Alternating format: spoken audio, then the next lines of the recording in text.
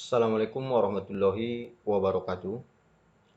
Selamat datang di Listen to pembelajaran kedua untuk mengadministrasi sistem jaringan kelas 11, Teknik Komputer Jaringan. Pada kesempatan ini kita akan membahas tentang sistem operasi jaringan, yang mana di pembahasan sebelumnya kita sudah membahas tentang tugas-tugas dari seorang admin, di mana termasuk salah satu tugas admin itu adalah menentukan sistem operasi yang digunakan pada jaringan. Nah, untuk itu kita langsung pada materi sistem operasi. Di sini kita akan melihat apa sebenarnya sistem operasi itu, berarti berkaitan dengan definisi.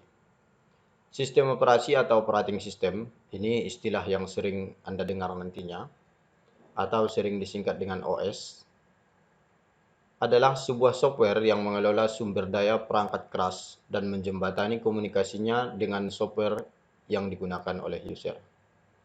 Nah, yang pertama harus kita pahami, di sini tugas pertama dari OS itu adalah untuk mengelola sumber daya. Yang dikatakan sumber daya itu adalah semua perangkat keras yang dipakai pada server tersebut, termasuk keyboard, termasuk mouse, termasuk monitor, memori, hard disk, dan lain sebagainya. Perangkat keras yang berhubungan dengan komputer tersebut. Lalu tugas keduanya adalah menjembatani komunikasinya dengan software. Artinya di sini OS juga menghubungkan perangkat keras dengan aplikasi-aplikasi yang terdapat pada server tersebut. Contoh operasi sistem ini adalah keluarga Microsoft Windows, Mac OS, Linux, BSD, dan Sun Solaris. Ini untuk contoh-contohnya. Jadi pada kesimpulannya di sini, sistem operasi itu adalah mengelola sumber daya perangkat keras, menjembatani komunikasi dengan software dan user. Software itu berarti aplikasinya, user itu berarti penggunanya. Tujuan dari OS ini adalah bagaimana caranya agar orang yang menggunakannya dapat berkomunikasi dengan komputer. Agar orang yang menggunakan aplikasi dapat berkomunikasi dengan perangkat keras dari sebuah komputer. Berarti ada dua ya, user dengan komputer, kemudian user aplikasi dan perangkat keras. Kemudian untuk slide kedua, di sini ada jenis OS. Secara kategori OS itu ada dua tipe ya, sedangkan yang di bawah itu untuk software. OS itu tipe pertama disebut dengan open source. Artinya di sini OS yang diberikan ataupun OS yang diciptakan itu boleh ataupun dipersilahkan kepada siapapun untuk mengembangkan OS tersebut. Saya misalkan di sini untuk contohnya itu Linux. Linux itu dibuat oleh orang-orang secara sukarelawan. Jadi Linux itu siapapun yang punya keahlian ingin mengembangkan Linux, kita boleh memodifikasi, kita boleh melakukan rekayasa untuk pengembangan operating system Linux. Sini ada contoh Linux dan Mozilla. Atau secara definisinya di sini, open source adalah penyebutan untuk software yang kode sumbernya dapat diakses secara luas oleh siapa saja, termasuk kita sendiri nanti.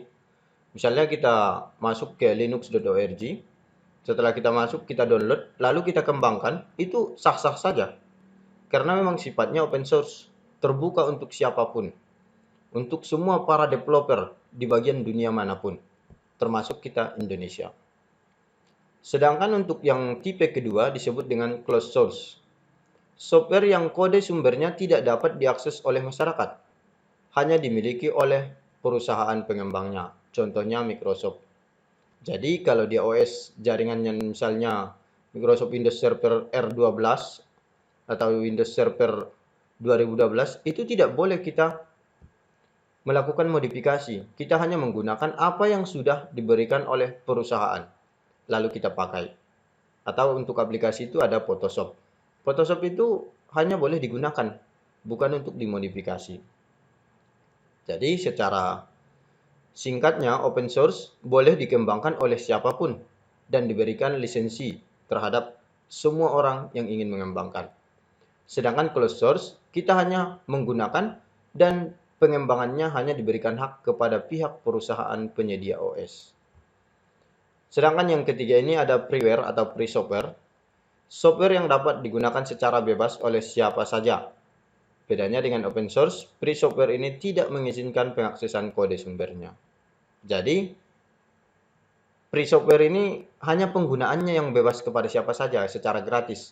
Tapi untuk modifikasi tidak. Sedangkan open source tadi boleh digunakan siapa saja dan boleh dikembangkan oleh siapa saja. Sedangkan freeware boleh digunakan siapa saja tapi tidak boleh dikembangkan oleh siapa saja. Itu ya. Lanjut, sistem operasi jaringan. Sistem operasi jaringan adalah sistem operasi yang memiliki fungsi utama, menyediakan dan mengatur resource utama jaringan, seperti server dan router. Jadi contohnya itu adalah komputer server dan router.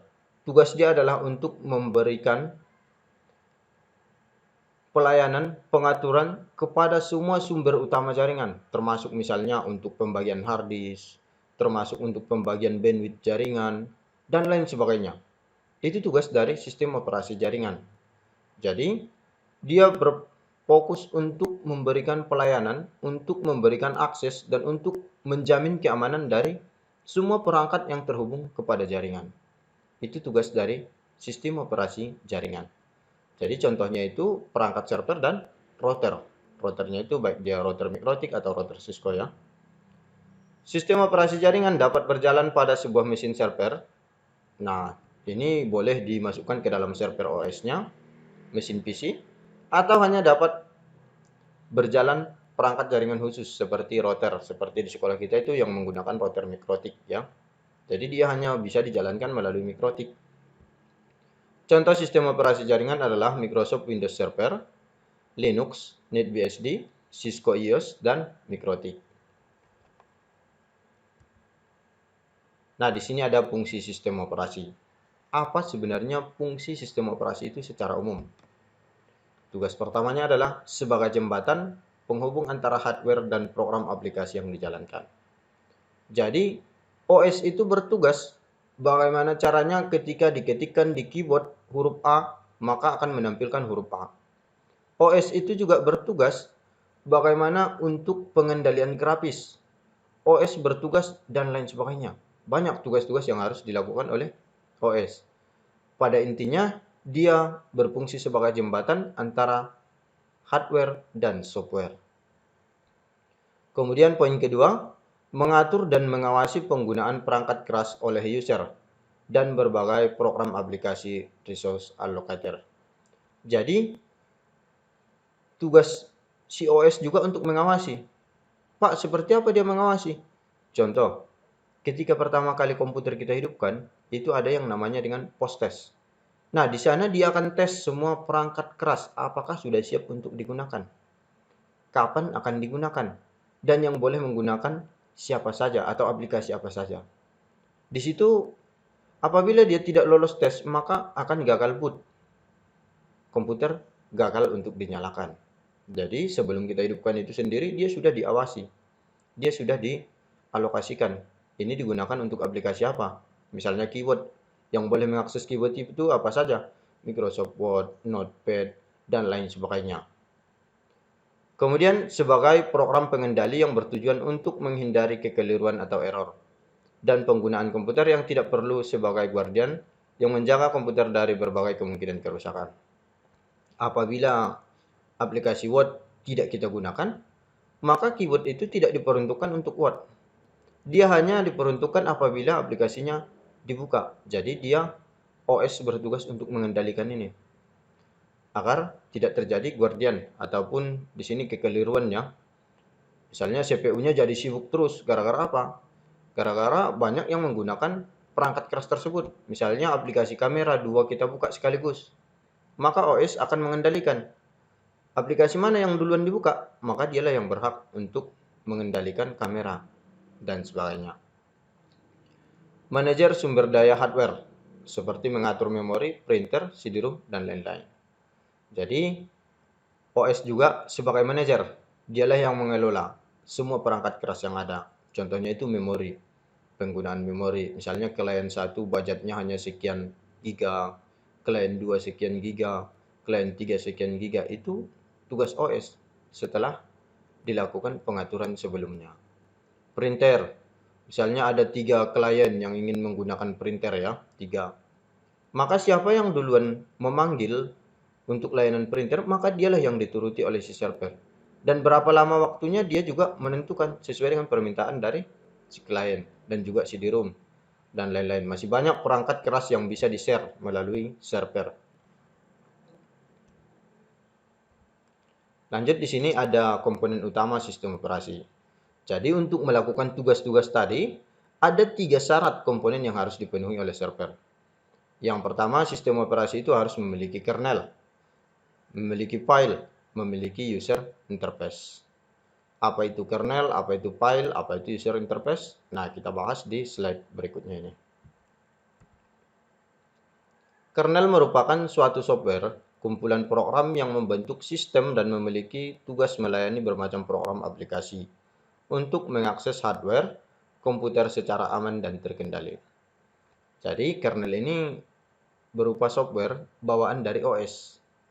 Tugas dia adalah untuk memberikan akses kepada semua aplikasi yang terpasang di komputer kita secara aman dan terkendali. Ingat, berarti tugas utamanya tetap sebagai jembatannya, penghubung antara software yang ada dengan perangkat keras yang dimiliki oleh si server. Kemudian di sini kernel juga bertugas untuk mengatur agar kapan dan berapa lama suatu program dapat menggunakan satu bagian hardware tersebut. Seperti yang saya contohkan tadi, kalau kita mengakses kamera dari 2 aplikasi, maka dia akan menentukan siapa yang duluan mengakses kamera, berapa lama itu digunakan. Itu ditugaskan di bagian kernel. Lalu di sini hal tersebut dinamakan sebagai multiplexing.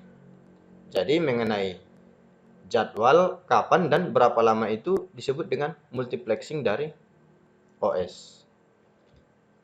Ini merupakan bagian dari tugas kernel ya. Ada yang diistilahkan dengan multiplexing. Lalu ada file. Nah, file yang dimaksudkan di sini bukan seperti file yang kita simpan di hard disk ya, file yang kita simpan di flash disk, bukan ya. File di sini merupakan file-file yang dibentuk atau dijalankan oleh sistem operasi. Misalnya ketika kita instalkan OS pada sebuah PC atau server, maka secara default itu ada file-file kebutuhan untuk OS ini dapat beroperasi dengan baik. Jadi itu filenya terbentuk secara otomatis ketika kita instalkan OS-nya.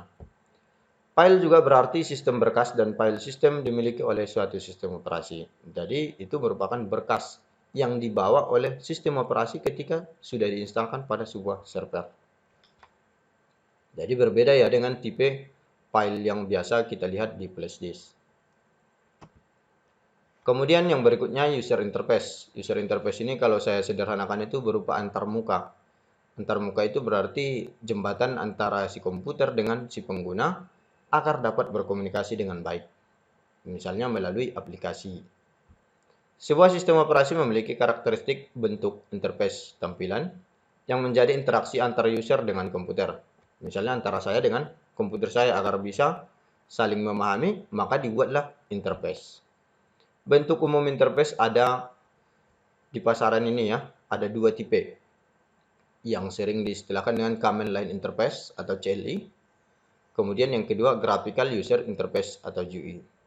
Di antara keduanya ada perbedaannya dan juga pemakaiannya di dunia pasaran tergantung yang mana yang lebih kita senangi dan yang mana yang lebih kita sukai.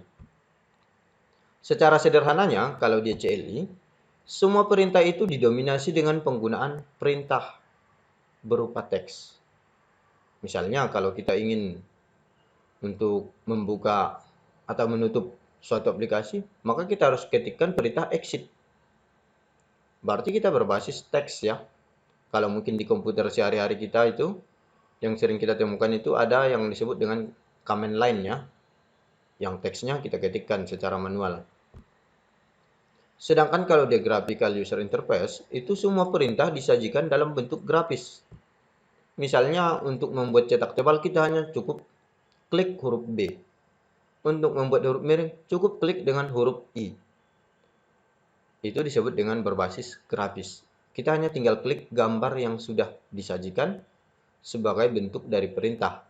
Jadi pada intinya CLI itu didominasi dengan penggunaan teks, sedangkan GUI itu didominasi dengan penggunaan grafis.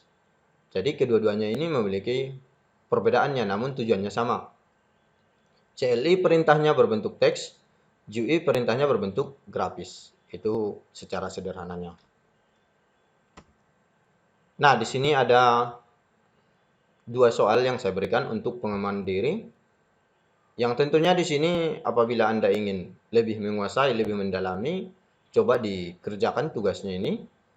Namun sebelum kedua soal ini, Anda terlebih dahulu catatkan materi kita dari awal sampai akhir, lalu kerjakan tugas pengembangan diri. Yang pertama, untuk menambah pemahaman saudara, lakukan browsing data tentang OS, open source, dan closed source. Berarti nanti saudara searching dulu di Google, kemudian ketikkan kata kunci, apa itu open source, apa itu closed source. Setelah saudara membaca dari berbagai literasi nanti, lalu di sini perintahnya, kemudian uraikan kelemahan dan kelebihan masing-masing OS. Jadi bisa nanti dibuat dalam bentuk tabel ya. Misalnya OS pertama open source, OS kedua closed source, kelebihan, kekurangan, ataupun kelemahan, kelebihan. Itu ya. Jadi silakan saudara uraikan, kemudian sambil saudara pahami juga. Jangan hanya mengerjakan tugas tapi tidak dipahami ya. Kemudian yang kedua, uraikan prinsip kerja OS dalam bentuk flowchart atau peta minda. Ini salah ketik ya, prinsip kerja OS dalam bentuk flowchart atau peta minda. Misalnya tahap pertama seperti apa OS itu, kedua seperti apa. Bisa nanti kotak, panah, kotak, panah, kotak, panah sampai seterusnya. Jadi kita lebih mudah untuk memahami bagaimana operating system itu bekerja pada sebuah komputer. Buat dalam bentuk flowchart atau peta minda. Nah, itu saja untuk materi kita di lesson 2. Semoga ilmunya berkah. Sampai jumpa di lesson 3. Assalamualaikum warahmatullahi wabarakatuh.